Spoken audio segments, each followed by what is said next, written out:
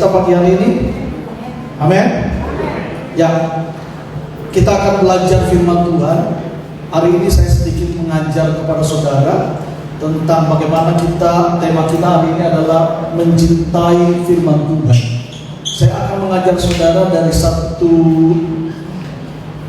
kitab, yaitu kitab 2 Timotius pasal yang ke-3 ayat yang ke-16 dan ke-18. Saudara mungkin sering baca ayat ini, tapi saya akan buka dari sisi-sisi yang berbeda sehingga saudara lebih memahami dan juga saudara semakin mencintai firman Tuhan. Berapa banyak saudara percaya bahwa firman Tuhan itu adalah pribadi Tuhan sendiri? Haleluya. Saudara percaya itu? Amin. Yohanes 1 ayat 1 dikatakan pada mulanya adalah firman, firman itu bersama-sama dengan Allah dan firman itu adalah Allah sendiri. Jadi firman itu adalah pribadi Tuhan. Amin. Jadi waktu kita baca firman, artinya kita sedang berkomunikasi dengan Tuhan sang firman itu sendiri. Ya, dan kalau kita belajar dari seorang tokoh yang bernama Daud, saudara, Daud ini raja yang sangat-sangat begitu luar biasa diberkati Tuhan.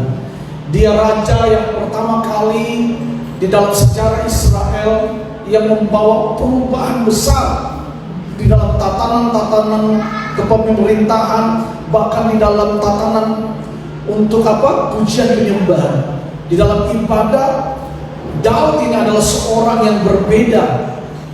Kemah Musa, kemah Salomo, bait Salomo dengan kemah Daud itu suasana ibadahnya berbeda.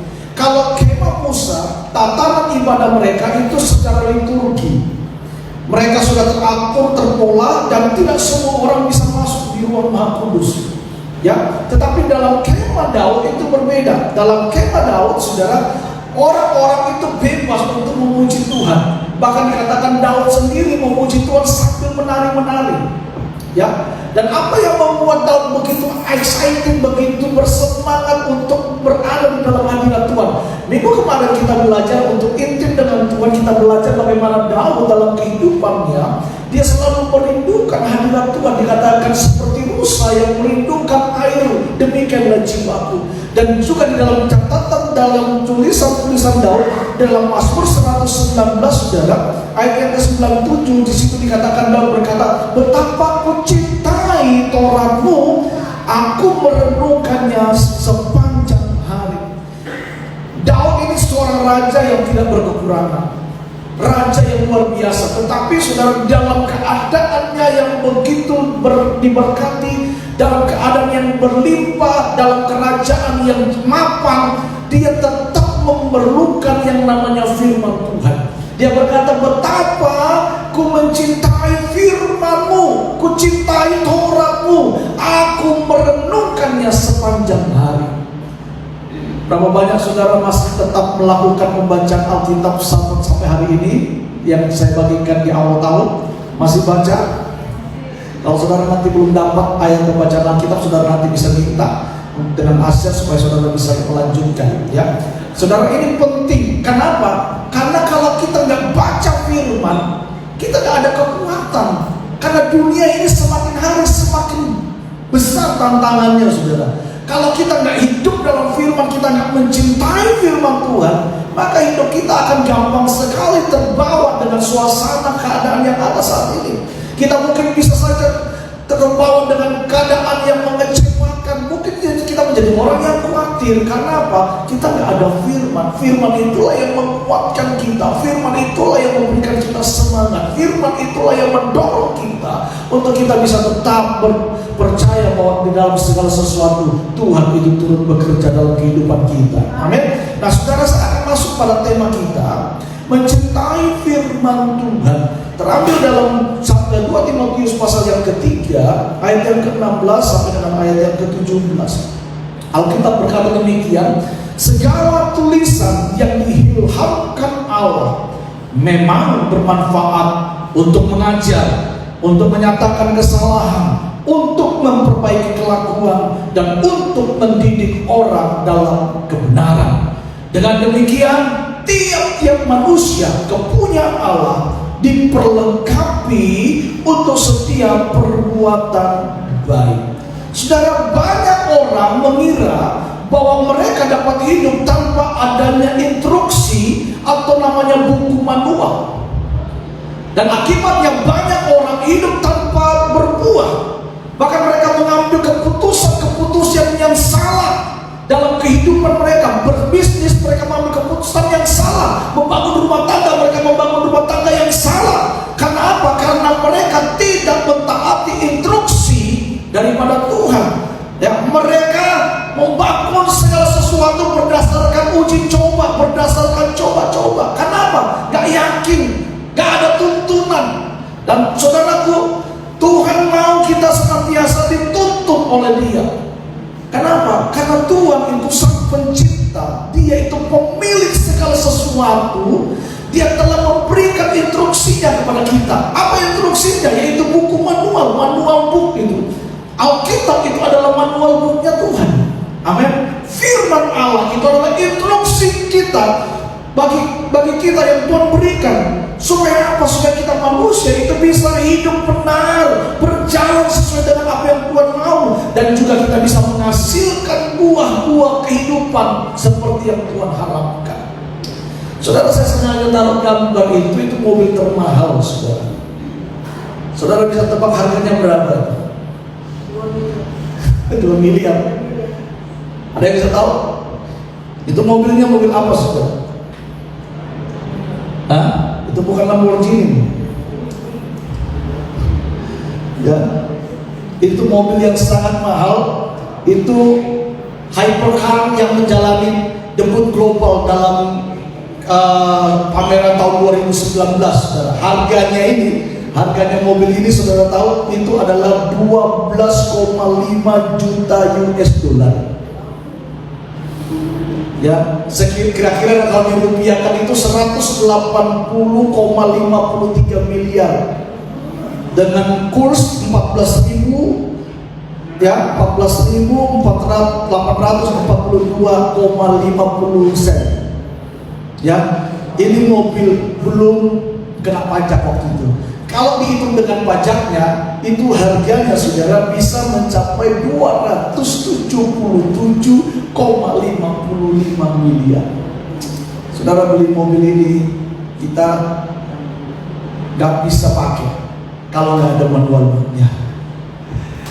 Handphone itu, saudara punya handphone bagus pun, kenapa kita susah untuk kita mempergunakannya? Karena kita gak baca manual booknya. Ada banyak orang ketika dia beli handphone, dia nggak baca buku manual booknya. Apa yang dia lakukan? Dia tanya teman, gimana sih caranya mengoperasikannya ini? Bagaimana kalau mau memfungsikan videonya? Bagaimana memfungsikan kameranya supaya lebih bagus? Sebenarnya kita nggak perlu tanya orang. Saudara baca saja manual booknya, saudara bisa mengoperasikan handphone itu dengan baik. Betul? Waktu ada kesulitan, ada kerusakan, saudara baca saja manual booknya, saudara akan bisa mengetahui apa penyebab kesulitan daripada perangkat saudara. Masalahnya kita tidak pernah membaca manual booknya. Kita nggak baca buku manualnya Tuhan. Alkitab itu adalah manual book dari Tuhan yang diberikan kepada kita untuk menata seluruh kehidupan kita. Saudara mau diberkati, caranya bagaimana? Ada di dalam firman Tuhan. Amin. Saudara sakit, bagaimana cara untuk bisa menjadi sehat? Ada dalam firman Tuhan. Semua dalam Alkitab ini ditulis, saudara. Bagaimana bisa selalu hidup di dalam diberkati? Ada cara-caranya. Bagaimana supaya kita bisa membangun rumah tangga yang baik? Ada cara-caranya dalam Alkitab. Bagaimana ketika rumah tangga menghadapi masalah? Ada cara menyelesaikannya di dalam Alkitab. Cuma karena kita nggak baca Alkitab, akhirnya kita bingung dan kita akhirnya salah dalam mengambil suatu keputusan, dan kita melakukan banyak kesalahan-kesalahan di dalam menjalani kehidupan ini. Saudara, tadi kita baca dalam Alkitab yang kita baca 2 Timotius pasal yang ke-3 ayat ke-16 dikatakan bahwa segala tulisan yang diilhamkan Allah memang bermanfaat. Tahukah saudara bahwa Alkitab itu sangat berguna bagi kehidupan kita? Amin. Haleluya. Ya, sangat berguna. Seorang tukang masak, dia sangat memerlukan buku resep. Ya, kalau dia ahli, dia semakin ingin menjadi orang yang lebih baik, dia harus banyak beli buku-buku resep masakan supaya dia bisa menjadi chef yang andal. Nah, kalau hidup kita mau menjadi lebih baik, menjadi lebih handal, menjadi lebih baik, saudara harus baca firman Tuhan. Sebab firman Tuhan itu sangat berguna bagi kita. Amin. Dikatakan bahwa diilhamkan. Saudara, pengertian diilhamkan itu apa? Kata diilhamkan berasal dari kata ilham, saudara, dalam bahasa Indonesia. Dalam terjemahan kamus bahasa Indonesia, saudara, kamus besar bahasa Indonesia, arti daripada ilham itu adalah petunjuk Tuhan yang timbul di hati, pikiran, angan-angan yang timbul dari hati. Bisa berbicara tentang bisikan hati, sesuatu yang menggerakkan hati untuk mencipta, mengarang syair, lagu, dan sebagainya. Itu pengertian ilham menurut kamus besar bahasa Indonesia. Ya, tapi pengertian ilham dalam Alkitab apa? Dalam bahasa Yunani, saudara, kata yang dipakai untuk diilhamkan itu menggunakan kata theopneustos. Ya, theopneustos yang diterjemahkan itu adalah dengan kata yang tadi kita baca, diilhamkan. Secara harafiah itu berarti dihembuskan. Ya, dihembuskan. Jadi firman Tuhan itu diilhamkan oleh para nabi, itu dihembuskan dengan cara seperti ini. Saudara ingat waktu Tuhan memberikan hembusan nafasnya kepada Adam dalam Kejadian pasal yang kedua, waktu Tuhan menciptakan Adam dan Hawa, Tuhan menciptakan manusia dan kemudian Tuhan menghembuskan nafasnya, kehidupan masuk di situ. Ya, nah kata Yunani diilhamkan itu adalah theopneustos. Kata tersebut merupakan kata sifat yang berjenis nominatif atau feminin tunggal, saudara. Dan akar katanya itu dari kata yaitu theos. Theos itu artinya Allah. Dan juga dari kata theopneustos itu, theopneustos, kita melihat juga ada dua kata. Dari kata yang pertama theos, yang kata yang kedua adalah kata pneo. Pneo itu artinya nafas atau dihembusi. Jadi ilham itu menurut bahasa Yunani adalah nafas Allah yang dihembuskan. Ya, itu pengertian daripada ilham menurut Alkitab. Nah, saudara, dalam perjanjian baru yang kita baca tadi dalam 2 Timotius pasal yang ketiga ayat yang ke-16, ya, kata ilham ini cuma muncul sekali. Ya, cuma ada di dalam 2 Timotius pasal yang ketiga ayat 16 ini, saudara. Ya, dalam bahasa Inggris diterjemahkan dengan inspired by God, ya, atau inspirasi dari Tuhan. Dalam bahasa Indonesia tadi diterjemahkan dengan kata ilham. Ya, apa sih pengertian dari ilham yang sebenarnya? Nah, kata ini diilhamkan itu mengandung pengertian bahwa kitab suci itu diberikan melalui ilham ilahi. Pengertian dan karya para penulis itu, saudara, dipengaruhi secara ilahi. Jadi para nabi, para rasul yang menerima ilham Allah, pewahyuan Allah, itu mereka menuliskan Alkitab bukan berdasarkan karangannya sendiri, bukan berdasarkan inisiatifnya sendiri, tetapi adalah pewahyuan ilham yang dipengaruhi secara ilahi. Tentu dengan pimpinan tuntunan Roh Kudus yang memenuhi mereka. Jadi saudara, para penulis Alkitab itu tidak sembarangan. Agama lain mengatakan bahwa Alkitab suci mereka itu berasal dari Tuhan, tapi tidak bisa dipertanggungjawabkan. Tapi kita bersyukur Alkitab ini adalah benar-benar tulisan-tulisan memang ditulis oleh manusia, tetapi bukan karena kemauan manusia itu sendiri, tapi ada ilham ilahi yang diberikan kepada para penulis, sehingga penulis itu bisa menuliskan sesuatu yang menjadi firman, yang menjadi perkataan-perkataan Tuhan yang harus kita dengarkan dan kita praktekkan dalam hidup kita. Saudara, Alkitab ini luar biasa. Firman Tuhan ini luar biasa. Ditulis dari berbeda zaman, yang berbeda orang, saudara. Ada banyak puluhan penulis di dalam Alkitab ini. Mulai dari kitab Kejadian ditulis oleh Musa dan sampai kepada kitab Ulangan. Saudara, ini penulisnya Musa. Tapi pada kitab-kitab yang lain ada banyak, ada Yeremia, Yeremia, ada Yesaya, ada Obadja, bahkan dalam Perjanjian Baru ada Matius, Markus, Lukas, ada Paulus dan sebagainya. Mereka ini adalah orang-orang yang berbeda, dengan zaman yang berbeda, tahun yang berbeda, sejarah yang berbeda, tetapi mereka bisa menulis dalam satu benang merah yang sama, menulis dalam satu berita inti yang sama, yaitu tentang apa? Yesus Kristus Tuhan. Tidak ada kesalahan.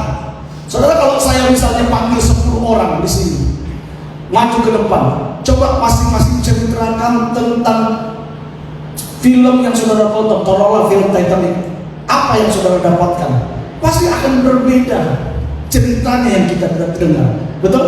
Tapi di dalam Alkitab yang kita baca dari Kejadian sampai Wahyu, saudara, tidak ada perbedaan. Semuanya saling terkait, semuanya saling berhubungan, semuanya menceritakan tentang satu sosok, yaitu Yesus Kristus. Mulai dari nubuatan akan datangnya seorang Mesias, sampai kepada wanita yang ditunjuk, sampai kepada kelahirannya, sampai kepada kematiannya, sampai kepada kebangkitannya, sampai pada kedatangannya. Semua para penulis-penulis menuliskan berita yang sama, dan tidak ada yang miss sama sekali. Itulah luar biasanya firman Tuhan ini. Amin. Haleluya. Nah, saya beritahu kepada saudara, firman yang kita punya itu, saudara, juga itu bukan gelas kacang-kacang.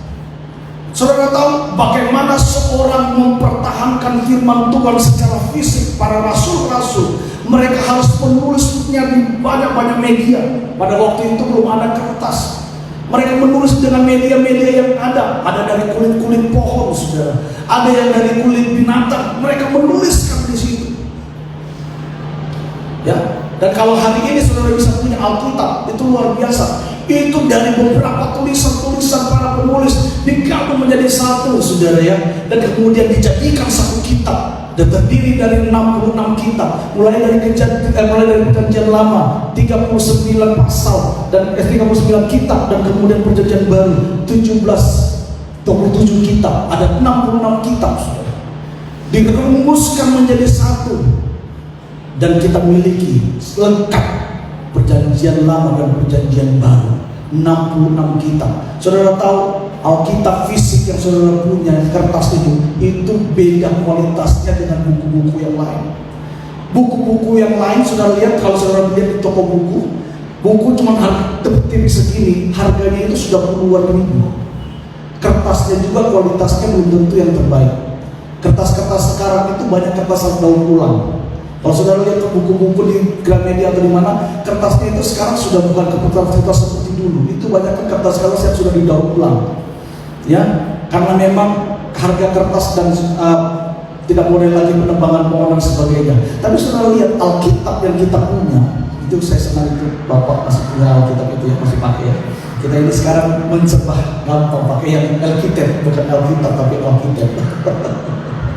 Ya, saudara, Alkitab itu saudara tahu harganya kalau mau benar-benar mau dijual itu nggak cuma sekedar 80.000, bahkan ada yang 50.000, ada yang 150.000. Saudara, kalau mau dibilang mau dijual secara benar-benar, itu sebenarnya Alkitab nggak segitu harganya.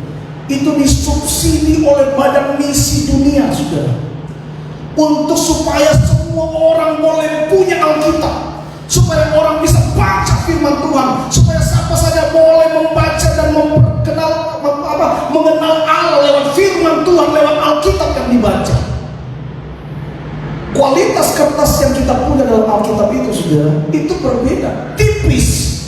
Tetapi waktu saudara stabilo, dia tidak tembus panah, betul? Saudara stabilo sebelahnya lagi tidak tembus. Kualitasnya kualitas tinggi, saudara. Itu kalau dijual itu bisa jutaan. Buku-buku di Gramedia yang segini aja bisa puluhan ribu, bahkan ada yang ratus. Yang segini itu sudah bisa ada yang berapa ratus ribu, sudah. Dan ini Alkitab tebalnya seperti ini, itu karena kertasnya tipis. Coba kalau kertasnya nggak tipis, kita bisa bawa ini, saudara. Ya, itu kertasnya paling tipis, sudah tipis, kualitasnya bagus, di stabilo kiri kanan, tidak jebol, tidak tembus, saudara. Dijual harganya murah. Itu pun juga kita nggak mau baca. Saudara tahu, sejarah Alkitab masuk di Indonesia ini, saudara tahu, mengorbankan banyak misioneri yang harus dipenggal, harus mati, kehilangan nyawanya, bahkan kehilangan keluarganya. Untuk apa? Bisa menulis Alkitab, menerjemahkan Alkitab, supaya orang-orang di Indonesia bisa baca Alkitab. Di Cina pada waktu zaman komunis masih kuat, saudara, itu orang kalau mau baca Alkitab di sana nggak boleh.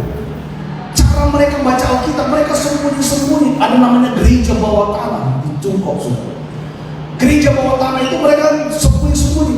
Saya ingat beberapa hamba-hamba Tuhan senior di atas kami dulu, saudara, tahun-tahun 80-an, 90-an, mereka itu pergi melayani misi bagi Alkitab di Shenzhen, ya, di Cina, di tanah dataran Cina. Saudara, apa yang dilakukan di sana? Mereka itu sembunyikan Alkitab begitu rapi, begitu tahu bahwa Alkitab langsung ditangkap penjara, saudara. Tapi ada beberapa kesaksian yang saya dengar dari beberapa hamba Tuhan yang bilang gini, orang-orang di sana begitu dapat Alkitab, saudara, waduh, mereka nangis. Dan nangis, Tuhan, terima kasih kami bisa punya Alkitab, kami bisa baca Alkitab. Nangis, saudara, cuma punya Alkitab. Karena nggak bisa semuanya dapat. Caranya bagaimana mereka supaya bisa baca semuanya dan tidak diketahui oleh pemerintah? Mereka sobek. Hari ini misalnya mereka baca kitab Matius pasal 1 dicopet dulu, ini giliran kamu baca. Besok di bagian pasal 1 kasih ke sana, pasal 2 gak balik lagi, disobek, sudah. Supaya mereka bisa baca. Begitu mereka mencintai firman Tuhan. Kenapa? Mereka tahu ini mahal, susah untuk mendapatkannya, dan mereka lebih tahu bahwa itu adalah perkataan-perkataan Tuhan yang mengubahkan hidup mereka. Lah kita, saudara, ada di Indonesia, Alkitab begitu gampang, Alkitab begitu mudah, kita tidak mau baca, terlalu. Ya, saudara, firman Tuhan Alkitab itu adalah pewahyuan Allah yang diberikan kepada manusia, para nabi, para rasul, para penulis. Untuk apa? Untuk menyampaikan perkataan-perkataan Allah supaya saudara dan saya bisa berjalan sesuai dengan apa yang Tuhan mau, sesuai dengan manual booknya surga, firman Tuhan. Amin. Karena itu saudara, hargai firman Tuhan, hargai Alkitab yang saudara miliki. Jangan Alkitab dijadikan jimat. Kalau anaknya sakit, sudah anak sakit, taruh di bawah kepala, dijadikan bantal supaya anak tidak diganggu setan. Setan itu tidak takut dengan firman, dengan Alkitab yang secara fisik. Setan itu takut kalau saudara dan saya hidup di dalam firman. Amin. Alkitab itu memang secara fisik. Alkitab yang kita miliki adalah Alkitab yang secara logos, secara tertulis. Tetapi logos yang kita miliki itu harus kita baca, kita renungkan, dan kita lakukan. Dari logos itu nanti Tuhan memberikan kita pewahyuan demi pewahyuan, dan logos itulah yang akan menjadi rema dalam hidup kita. Rema artinya firman Tuhan yang disingkatkan, firman Tuhan yang dinyatakan, firman Tuhan yang berbicara kuat dalam hidup kita. Itu rema. Bagaimana kita bisa mendapatkan rema dari firman Allah kalau kita nggak pernah baca logosnya? Gak bisa. Makanya harus baca yang logos, nanti rema itu akan mengikuti kita. Amin. Haleluya. Haleluya. Saudara lupa ya apa yang berulang saya katakan. Saudara dapat itu firman, saudara itu yakin dan itu berbagian, saudara katakan amin. Jangan sampai iblis mencurinya. Karena Yesus memberikan perumpamaan, ada orang yang menabur benih di atas apa? Batu-batu, ada yang di atas semak belukar, ada yang di atas pasir. Lalu dikatakan iblis datang mengambilnya. Kalau firman gak ditaruh dalam hati, firman gak ditangkap, nanti iblis ambil. Sebenarnya firman itu untuk saudara, firman itu berbicara kuat dalam saudara. Saudara gak mengambilnya, saudara gak menangkapnya, saudara gak berkata ya amin, firman itu lewat dan mungkin diambil oleh iblis. Akhirnya kita gak dapat berkat. Amin. Haleluya.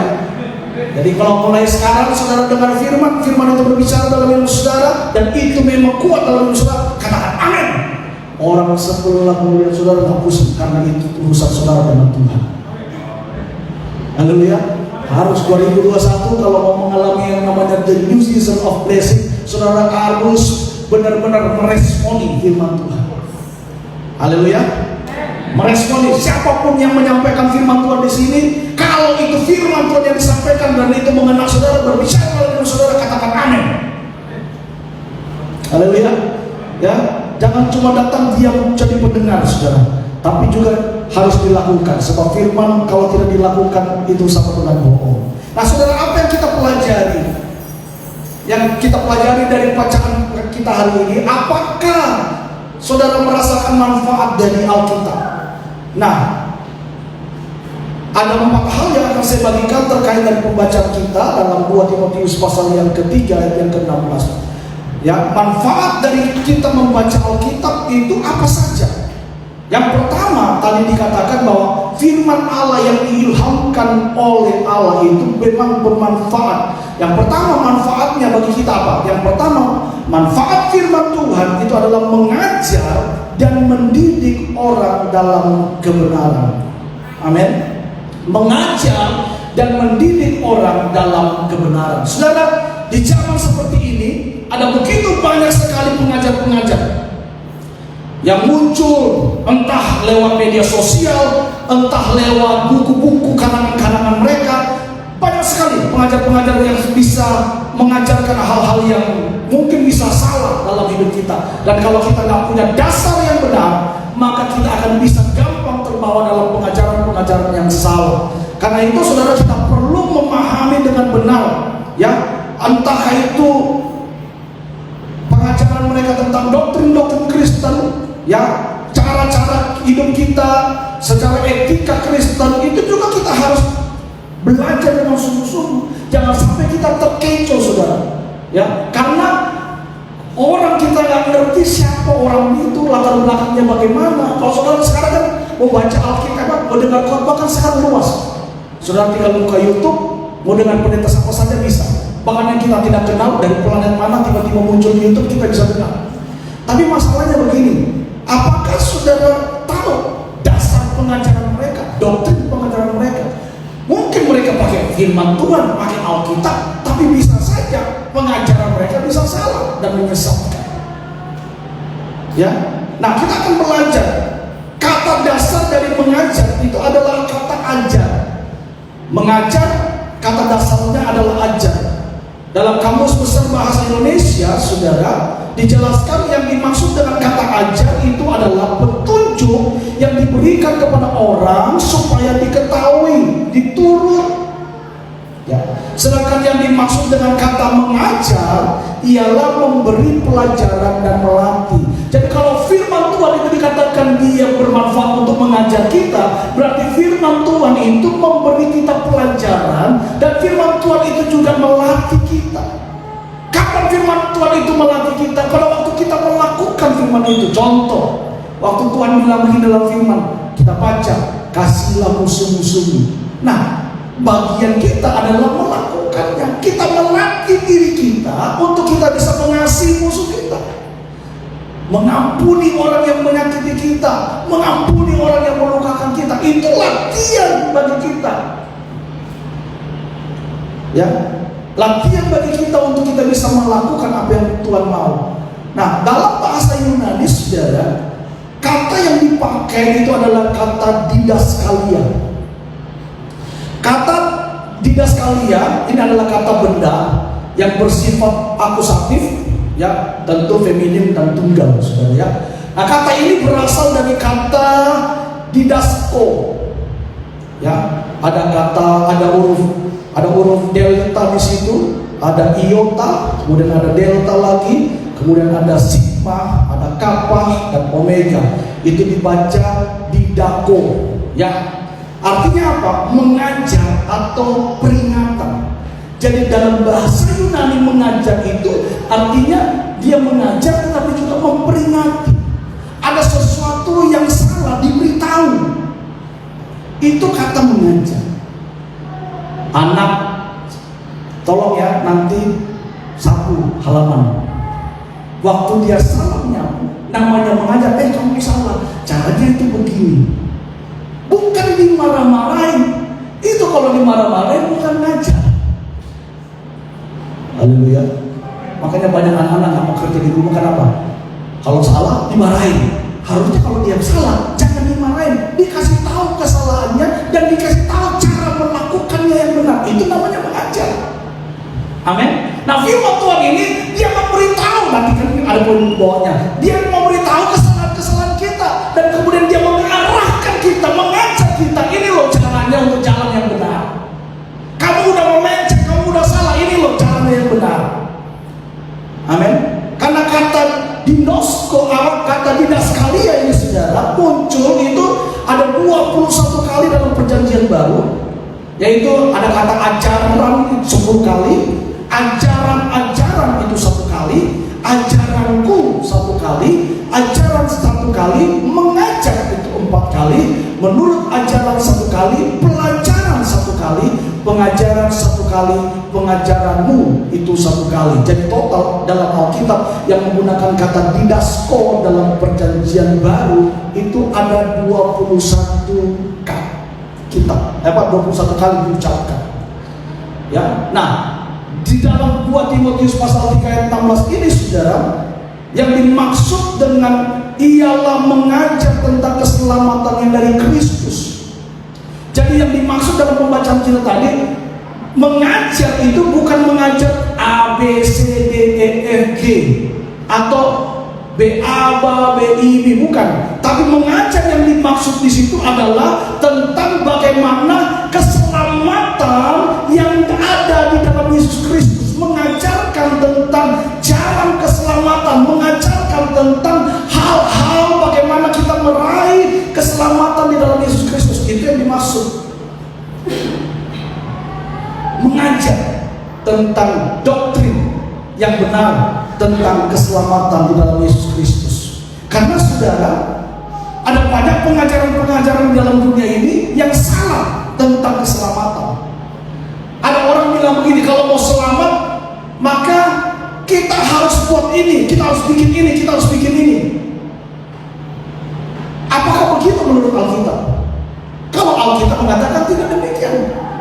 Untuk bisa selamat, kita cuma perlu apa? Mulut mengaku, hati percaya, diselamatkan dan dibenarkan. Roma pasal yang ke-10 ayat 9 dan 10.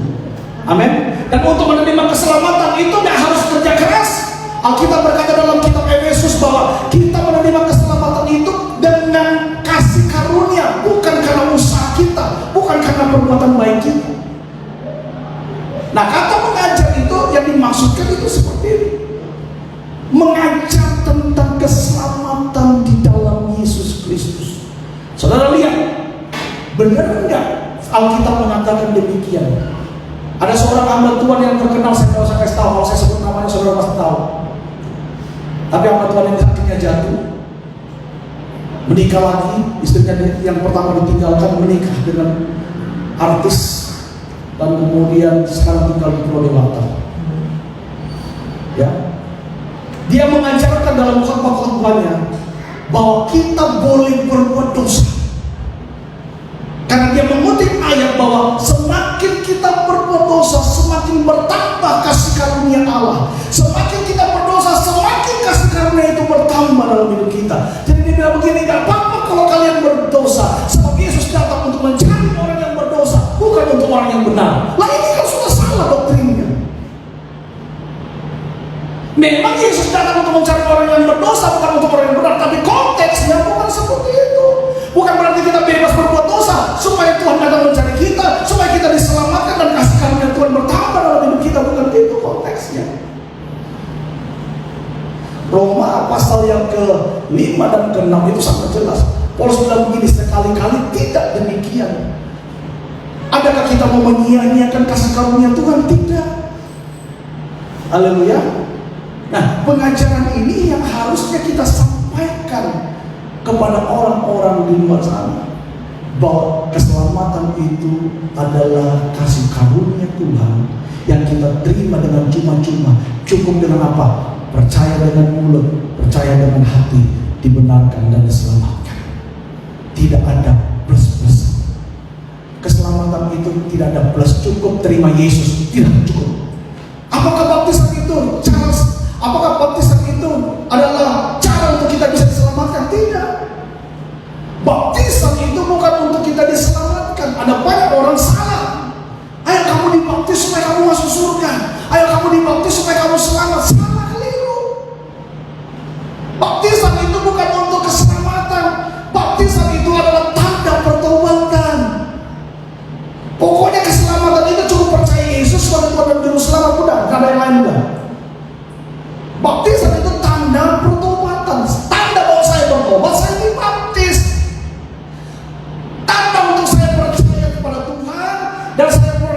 bahwa saya berubah, tidak sama lagi dengan dunia, saya harus menjadi ciptaan baru, saya dibaptis.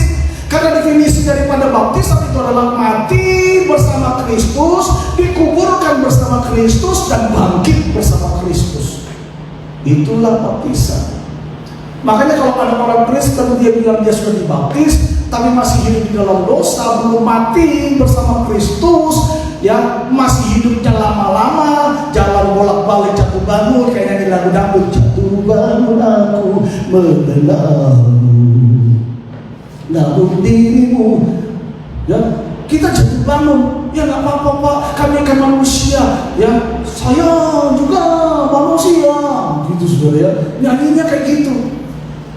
Kalau saudara sebagai anak Tuhan, saudara harus berani mengambil satu keputusan. Waktu saudara berkata saya mau dibaptis, berarti saudara sedang membuat satu ikrar kepada iblis. Iblis engkau dengar, dunia engkau dengar, saya meninggalkan engkau, saya tidak mau lagi menjadi serupa dengan engkau, saya sekarang mau kembali kepada kebenaran, saya sekarang menjadi milik Allah.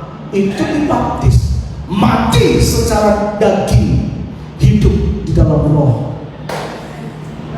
Haleluya. Kenapa ada banyak masalah dalam gereja? Karena semua orang dalam gereja belum mati dagingnya. Ngakunya pendeta tapi masih kedagingan, belum mati. Ngakunya majelis tapi masih kedagingan, di dalam gereja bikin masalah. Ngakunya melayani Tuhan tapi masih belum ada perubahan. Kenapa? Nggak mati. Seorang hamba Tuhan, saya lupa itu, dari luar negeri, waktu dia baptis, orang yang dibaptis dia ngomong, di dalam nama Yesus Kristus aku bunuh engkau.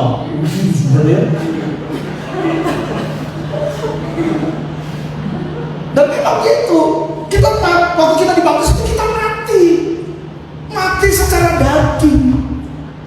Makanya kalau ada orang bilang sudah dibaptis tapi masih kedagingan, apanya yang mati? Haleluya. Karena baptisan itu saudara keputusan yang gampang. Saya dulu dibaptis itu ada rasa takut-takutin karena saya nggak ngerti, baru bertobat. Ada misioner, ada penginjil datang dari Sulawesi. Saya masih sekolah. Tiba-tiba penginjil itu kuat nubuatan, zaman tahun 90-an masih heboh nubuatan saudara ya. Jadi saya dinubuatkan, saya cuma takut. Kemudian timnya bilang begini, ayo kamu dibaptis. Kalau kamu nggak dibaptis, kamu nggak masuk surga. Wah, karena saya takut mau masuk surga, saya minta dibaptis. Konsepnya udah salah. Baptis itu untuk merubah hidup, untuk dipimpin oleh Tuhan, mengambil keputusan mengikuti Yesus 100%, tinggalkan dunia, tinggalkan cara yang lama. Amin.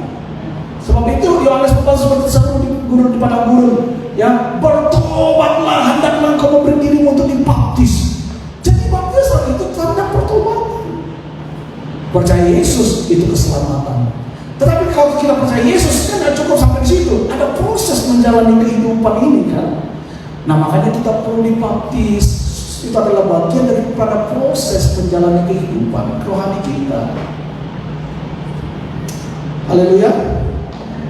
Ya, itu yang pertama, mengajak, manfaat yang pertama. Yang kedua, apa manfaat daripada firman Tuhan yang kita baca tadi? Manfaat yang kedua adalah firman Tuhan itu menyatakan kesalahan.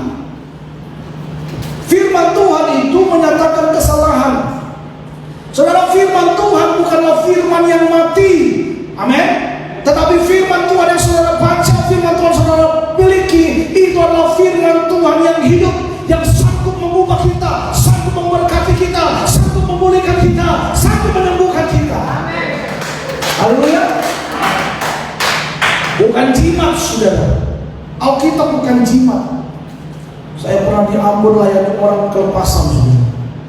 Di Ambon hampir mayoritas Kristen itu pada umumnya pegang-pegang pakatan, punya opo-opo. Satu kali saya melayani orang kelepasan, dia menyerahkan sesuatu. Saya pikir apa? Ada segumpal segini, saudara gedenya. Itu dibungkus dengan benang dan dibungkus dengan kain dari luar. Saya buka kain pertama, masih ada kain lagi, sekurang lebih 1 meter. Buka lagi, masih ada kain lagi. Sekali lagi, masih ada benang. Saya buka, masih ada benang lagi. Benang merah, benang hitam, benang putih. Terus terakhir saya lihat ada kertas yang dilipat-lipat kecil. Saya buka, ya doa Bapak kami. Doa Bapak kami dijadikan jimat supaya dia bisa menjadi orang yang kebal. Rata-rata di daerah Kristen itu opo-opo masih kuat. Bahkan Alkitab dijadikan jimat. Kalau anak sakit, suruh taruh Alkitab di bawah bantalnya. Anak kerasukan setan, taruh Alkitab di bawah bantal. Setan tidak takut. Setan ini tahu Alkitab, tahu firman Tuhan loh daripada kita.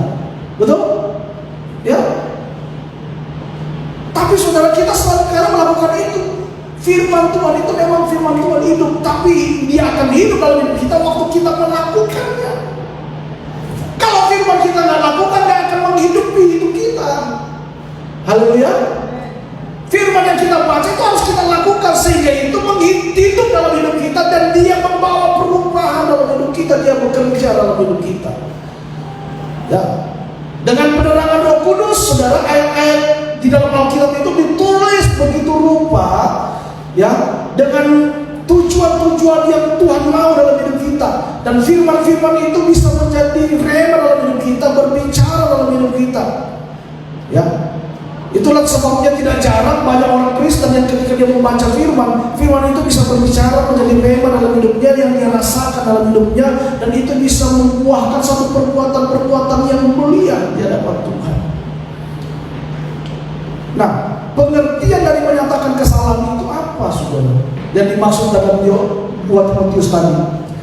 Kata Yunani yang dipakai di situ adalah kata elektos atau eleksos. Ya, ini adalah kata tersebut adalah kata benda berbentuk akusatif, maskulin tunggal, saudara ya. Nah, kata tersebut berasal dari kata eleksos yang berarti teguran atau disiplin. Nah, kata tersebut muncul 2 kali dalam Perjanjian Baru, yaitu kata bukti muncul 1 kali, dan juga dalam kata menyatakan kesalahan muncul 1 kali. Ya, jadi saudara, pengertian menyatakan kesalahan di sini itu adalah apa, saudara? Adalah menyatakan kesalahan di sini adalah sesuatu yang menyatakan dalam, yang Tuhan nyatakan dalam hidup kita apa? Yaitu kesalahan yang dimaksud adalah untuk menyatakan dosa dan menolak ajaran sesat. Ada dosa-dosa yang ada dalam hidup kita, firman Tuhan itu memberitahukan kepada kita, kamu salah. Waktu ada kebencian di dalam hati kita, firman Tuhan itu berbicara dalam hidup kita, kamu harus mengampuni. Waktu kita melakukan pekerjaan yang salah, korupsi, firman Tuhan ada dalam hidup kita, jangan menginginkan milik orang lain. Haleluya. Ya, firman Tuhan itu mengoreksi kita, mengajar kita, menyatakan sifat-sifat tindakan-tindakan kita yang salah. Karena Paulus, saudara, menggunakan macam-macam istilah untuk dosa itu banyak hal. Dosa dalam bahasa Yunani itu artinya menggunakan kata amartia, artinya meleset dari sasaran yang dipakai.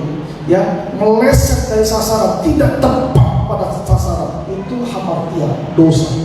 Jadi misalnya begini, saudara, kita kan nggak tahu, saya mau ke sana nih, saya bisa saya menyimpang, sekian mili saya menyimpang. Waktu saya berjalan, semakin saya berjalan, maka saya akan semakin jauh melesetnya.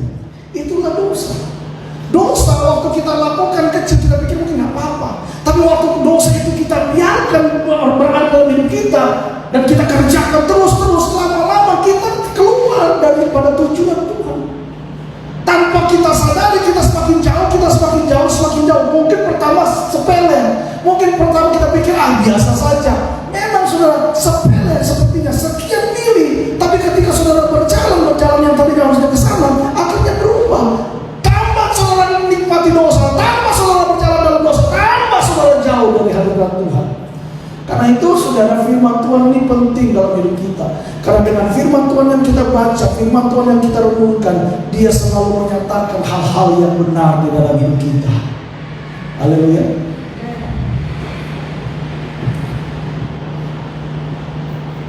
Berapa banyak di antara saudara yang seringkali mengalami godaan? Entah itu godaan dosa, atau mungkin godaan di dalam bekerja. Ada hal-hal seringkali Iblis itu menggoda hati kita, menggaruk hati kita. Ya, ada uang misalnya di situ. Ya,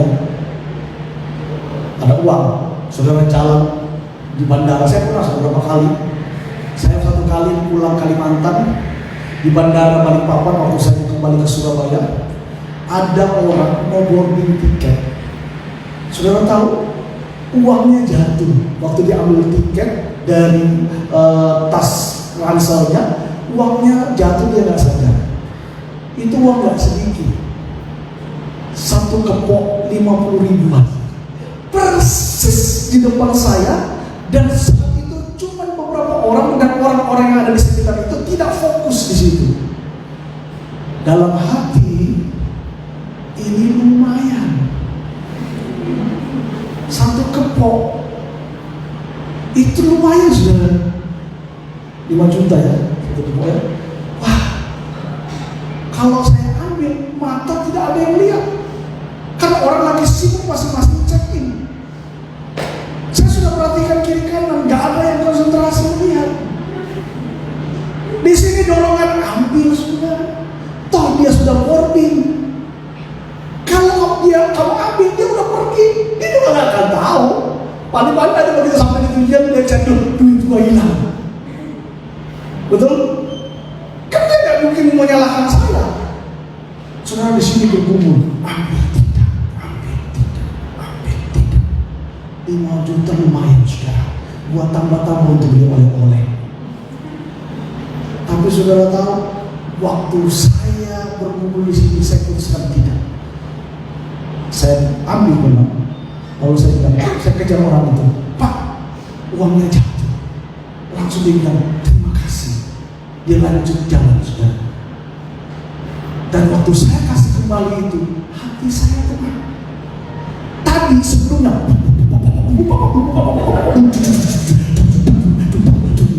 gini saudara, bergejolak. Sampai saya sendiri keringat dingin. Gak tenang saya. Aduh, kalau ambil yang nggak ada lumayan, kalau nggak diambil nanti orang lain juga yang ambil, kan gitu ya. Kalau saya biarkan orang lain juga yang ambil, kan begitu. Itu membela diri, saudara. Tapi akhirnya saya tidak, saya harus ambil dan saya kembalikan. Waktu saya kembali ke sini, waduh, saya rasa merdeka sekali, saudara. Merdeka. Satu kali saya belanja di supermarket. Berapa hari lalu? Oh sorry, bukan supermarket, itu kejadian lama, yang baru-baru ini aja. Awal bulan kemarin, saya belanja beli ayam Kentucky. Udah lihat? Total itu tagihannya 50.000 total kembaliannya. Total harganya 50.000. Saya kasih uang 60.000. 20 ribuan tiga. Saya kasih 60 ribuan tiga, 20 ribuan tiga. Saudara tahu, dia kasih saya kembali 50.000. Waktu saya terima ini, saya kaget. Puji Tuhan, kembali lebih. Saudara tahu, waktu dia kembalikan begitu saya terima, di sini bilang, kamu hamba Tuhan, kamu anak Tuhan, kamu salah. Firman Tuhan langsung mengatakan, kamu salah. Saya langsung bilang, Dek, kau uang kembali. Oh, Bapak tadi uang 100.000, Pak? Tidak, uang 60.000, 20.000, 3. Oh, terima kasih, Pak. Waktu saya kembalikan di sini enak, sudah. Daripada saya terima itu, saya pulang, saya nggak tahu. Yang untuk kalau saya masih hidup, tiba-tiba saya pulang mobilnya, saya mati dalam dosa. Betul? Ya, walaupun dosa kecil, di dalam Tuhan itu tidak ada dosa kecil, dosa besar. Dosa adalah dosa. Itu ajaran agama lain yang bilang dosa kecil, dosa besar, dosa putih, dosa hitam, nggak ada itu. Di dalam kekristenan nggak ada dosa besar, dosa kecil. Dosa is dosa. Upah dosa adalah maut, sekecil apapun. Amin. Nggak ada dosa putih, dosa hitam. Oh, kami ini aliran apa? Ilmu putih. Sana itu aliran ilmu hitam. Nggak ada. Ya, dosa-dosa, dan firman Tuhan itu menyatakan kesalahan. Saudara, ada banyak godaan-godaan yang sering iblis taruh dalam hidup kita. Tapi kalau firman itu ada dalam hidup kita, kita akan berani berkata tidak terhadap dosa. Haleluya. Ya, lain kali kalau saudara mengeraskan hati ya, nggak tahu lagi. Karena kan itu kan kembali kepada masing-masing kita. Roh Kudus itu selalu berbicara, firman itu selalu berbicara. Tapi kembali lagi pada respon kita. Apakah kita meresponinya atau tidak? Waktu kita meresponi, kita akan mengalami kemerdekaan dan berkat Tuhan yang luar biasa. Amin. Ya, jadi saudara, dosa itu bukan hanya sekedar kejahatan yang dilakukan, melainkan suatu kekuatan yang membelenggu seseorang. Waktu saudara melakukan dosa, maka dosa itu akan membelenggu saudara. Semakin saudara melakukan, semakin dibelenggu. Semakin saudara melakukan, semakin saudara terbelenggu. Akhirnya saudara terikat, mana bisa bebas. Mau memuji Tuhan nggak bisa, karena terikat. Nggak bisa, mau memuliakan Tuhan nggak bisa. Dosa yang mengikat kita. Dosa kalau sudah membelenggu seseorang, waduh saudara, itu susah untuk dilepaskan. Dan dosa itu jahat. Dia bisa menghancurkan kehidupan kita. Haleluya. Itu yang kedua. Karena kita ini dulu adalah orang-orang yang dijual di bawah kuasa dosa. Tetapi oleh kasih karunia kita ditebus dengan darah Yesus dan kita dimerdekakan di dalam Tuhan. Amin. Nah, yang ketiga, saudara, apa manfaat daripada firman Tuhan? Yang ketiga adalah firman Tuhan itu memperbaiki kelakuan. Manfaat firman yang kita rasakan tidak berhenti di kita saja. Namun sesuai dengan firman Tuhan, saat kita diajar, dididik dan diteguh oleh firman itu, ya, maka firman Tuhan itu akan mempersiapkan diri kita agar kita dapat melakukan pekerjaan baik yang sudah Tuhan persiapkan. Karena itu saudara, firman Tuhan itu selalu memperbaiki kelakuan kita. Memperbaiki kelakuan itu apa? Dalam Kamus Besar Bahasa Indonesia, saya buka saudara, kata dasar dari kata kelakuan itu adalah menggunakan kata dasar dari kelakuan itu adalah kata laku. Ya. Di dalam Kamus Besar Bahasa Indonesia. Nah, laku artinya adalah perbuatan, gerak-gerik, tindakan, cara menjalankan atau berbuat, itu laku. Nah, sedangkan yang dimaksud dengan kata kelakuan ialah perbuatan, tingkah laku, peringai, perihal, keadaan. Jadi kalau kita berbicara tentang kelakuan kita, itu berbicara tentang peringai kita, berbicara tentang keadaan kita, berbicara tentang perbuatan kita, berbicara tentang tingkah laku kita. Ya. Sedangkan dalam bahasa Yunani, saudara, memperbaiki tingkah laku, di situ menggunakan kata epanortosis. Kata Yunani yang dipakai di situ memperbaiki kelakuan adalah epanortosis, yang berarti perbaikan dalam bidang kelakuan.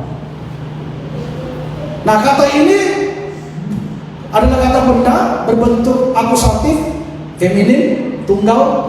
Kata tersebut berasal dari kata anorto, yang berarti membuat lurus atau memulihkan. Jadi pengertian dari memperbaiki kelakuan adalah membuat lurus dan juga memulihkan. Tadi salah, diperbaiki. Tadi keliru, dibenarkan. Tadinya bengkok, diluruskan. Dan firman itu meluruskan hidup kita. Firman itu memperbaiki kelakuan-kelakuan kita. Yohanes bilang begini, kalau firman itu ada dalam hidupmu, maka kamu menjadi orang-orang yang merdeka. Saya dulu melayani kelepasan. Pelayanan saya dulu banyak pelayanan kelepasan orang. Sampai kalau saya di Surabaya itu ada orang kerasukan setan pernah. Ada saya punya teman yang saya sering muridkan dia, pengusaha, saudara. Satu kali dia jalan di TP, di mall, di TP, Tunjungan Plaza. Dia jalan-jalan, tiba-tiba penjaga stand penjual di TP 1 di lantai 4 itu kerasukan setan. Waktu dia lagi jalan, tiba-tiba kok kerasukan setan di depannya dia. Dan dia belum pernah melayani kelepasan. Dia telepon saya, "Pak Gempi di mana?" Saya bilang, "Saya lagi di rumah." "Aduh Pak, cepat datang." Loh kenapa? Ini ada orang kerasukan setan, perlu dilayani kelepasan. Saya bilang, memangnya Bapak di mana? Saya lagi di TP. Mau ngapain Bapak di TP? Saya lagi ada keperluan. Ya, kan saya lihat ini orang perlu dilayani. Saya bilang, Bapak kan anak Tuhan. Bapak baca firman, baca. Bapak hidupi firman, hidupi. Bapak tahu firman, tahu. Sekarang Bapak lakukan. Firman yang ada dalam Bapak itu berkuasa. Doakan sendiri. Aduh, tapi saya belum pernah. Saya nggak berani, katanya. Oke, saya bilang, oke, nanti saya datang. Begitu saya datang, saudara, sudah pulih. Saya tanya, siapa yang layani? Saya harus nunggu Bapak lama, katanya. Loh, kok bisa? Ya saya praktekin aja, Pak. Saya berani-berani. Saya tengking. Ya, pertama dia juga yakin, nggak yakin. Karena dia pikir, dosa saya masih banyak nih. Saya masih kadang-kadang bukan dosa. Waktu saya usir setan, kira-kira setannya lari nggak ya? Dia ada rasa nggak percaya diri. Tapi dia ingat firman Tuhan, roh yang ada dalam dirimu lebih besar daripada roh yang ada dalam dunia. Dia coba-coba tengking, dalam nama Yesus, setan, aku perintahkan pergi. Pertama masih gojok-gojok kita katanya. Tapi lama-lama setannya pergi. Bukan karena orang itu, tapi firman. Amin. Firman itu berkuasa untuk memperbaiki kehidupan kita. Firman Tuhan itu berkuasa untuk memperbaiki kelakuan kita. Waktu hidupmu nggak benar, baca firman, hidupi firman, engkau akan dituntun. Haleluya. Ya, itu yang ketiga. Yang keempat, yang terakhir. Manfaat daripada firman Tuhan itu adalah mendidik orang dalam kebenaran. Ya, pengertian mendidik orang dalam kebenaran, kata yang digunakan dalam bahasa Yunani itu ya dipakai dalam kata mendidik adalah mendidik dalam kebenaran adalah kata paideia endikousone. Ya, paideia endikousone. Ya, yang berarti artinya adalah kata itu berarti seperti seorang anak yang sedang dididik. Saudara, akar katanya dari kata pais yang berarti seperti seorang anak. Ya, nah kata paideia itu merupakan kata benda, ya, akusatif feminin tunggal yang berarti disiplin atau dididik. Ya, itu arti kata dididik, disiplin. Saudara, kata disiplin itu dari kata mana sih? Kata disiplin itu dari kata dasarnya itu kata disciple. Ya, jadi disciple, murid itu berasal dari kata disiplin. Nah, kalau kita bilang saya ini adalah murid Tuhan, berarti kita ini harus disiplin. Nah, firman Tuhan itu mendidik kita, mendisiplin kita. Makanya kalau saudara nggak pernah baca firman Tuhan, hidup akan sembarangan. Saudara perhatikan dia, orang yang minum mabuk di luar sana, orang yang hidup kacau di luar sana. Kenapa mereka hidup kacau? Nggak disiplin hidupnya, nggak teratur hidupnya. Kenapa? Nggak hidup dalam firman. Itu aja. Orang Kristen tapi nggak hidup dalam firman, kacau hidupnya. Orang Kristen nggak hidup dalam firman, nggak cinta firman Tuhan, nggak lakukan firman Tuhan, berantakan hidupnya. Haleluya. Ya. Saya heran saudara, di daerah kantong Kristen ini yang namanya agama Kristen, maka semakin banyak kejahatan. Tahu firman Tuhan, tapi nggak hidup firman Tuhan, itu minum mabuk. Hari Minggu bukan di gereja, di got. Ditanya, kakak, kenapa tidak ke gereja? Kakak mabuk kan? Kok kira mabuk gampang kan? Hidupnya nggak dididik. Kenapa nggak hidup dalam firman? Tapi kalau orang yang hidup dalam firman pasti hidupnya disiplin. Yesus itu sang firman, makanya dia hidupnya disiplin. Dari berdoa dia disiplin. Dari caranya dia membangun hubungan dengan orang lain disiplin. Sangat disiplin. Haleluya. Karena itu kalau kita hidup dalam firman, hidup kita nggak sembarangan. Pasti akan disiplin. Dari cara kita bekerja, kita disiplin. Dari cara kita berbicara, disiplin. Teratur. Saudara tahu, waktu waktu kerajaan Inggris mau cari menantu, itu syaratnya nggak gampang, saudara. Lady Diana itu, ya benar ya, Lady Di, Lady Diana itu saudara, itu terpilih itu nggak gampang, saudara. Syarat untuk menjadi ratu Inggris itu nggak gampang, susah diatur, mulai dari cara jalannya, 1 and 2 and 3 and 4, diatur, nggak sembarang, nggak gitu, disiplin, cara makannya harus disiplin, duduk dimakan nggak boleh sambil ngomong, gak bisa. Orang Jawa bilang apa? Cengengesan. Ya, kok ketawa nggak diatur. Bahkan saudara tahu, senyumnya pun juga diukur berapa senti. Gak bisa. Gak bisa. Diukur. Maka kalau lihat dia kalau dia ketawa, nggak boleh sembarangan, disiplin. Ya, waktu dia makan cara duduknya nggak mau. Gini sudah perempuan duduk, apalagi di warteg sambil angkat kaki satu makan. Itu nggak boleh. Cara duduknya, ya apa yang waktu makan garpunya harus bagaimana cara menggunakan pisau. Itu dilatih, disiplin. Nah kita ini anak-anak raja, hidupnya jangan sembarangan saudara. Haleluya. Harus disiplin. Cara ngomong kita harus ditata, diatur, disiplin. Jangan ngomong sembarangan, asal ceplos-ceplos aja otak kiri otak kanan, nggak diskusi dulu, langsung keluar, melukai orang lain, mengecewakan orang lain. Nanti kalau sudah luka orang lain, aduh minta maaf ya, kok tahu saya tuh, saya tidak ada maksud begitu. Berubah. Haleluya.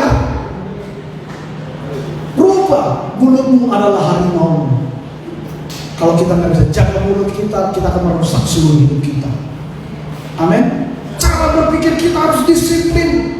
Jangan berpikir yang macam-macam. Pikirkan yang baik, yang manis, yang mulia, yang sedap, dan dipikirkan semua itu. Haleluya. Kemarin waktu puasa saya sampaikan di dalam Amsal pasal yang berapa itu? Saya lupa. Bahwa di atas kepala orang benar ada berkah. Kepala ini saudara sumber segala sesuatu. Yang otak ini adanya di kepala.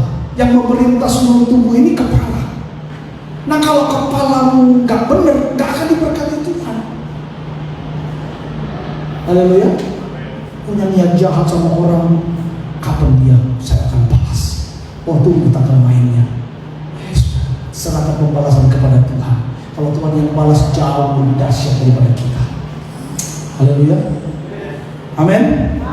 Nah yang terakhir saudara, ayat 17 kita kembali tadi dari 2 Timotius 3 ayat yang ke-17 dikatakan, dengan demikian tiap-tiap manusia kepunyaan Allah diperlengkapi untuk setiap perbuatan baik. Kalau kita sudah melakukan 4 hal tadi itu, ya, maka dengan demikian otomatis saudara kita bisa melakukan segala sesuatu yang diharapkan oleh Tuhan. Apa itu? Berbuat baik.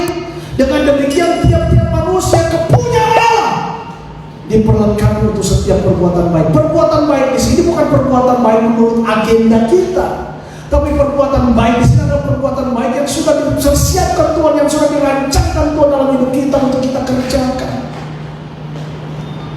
Karena itu untuk kita bisa mengerti perbuatan baik Tuhan, lakukan 4 hal itu. Haleluya. Dengan demikian kita akan mengerti jalan-jalan Tuhan dalam hidup kita. Saya harap apa yang saya sampaikan kepada saudara, saudara bisa tangkap itu. Saudara semakin mencintai firman Tuhan. Haleluya. Saya minta pemain musik bermaju ke depan. Kita nyanyikan satu pujian.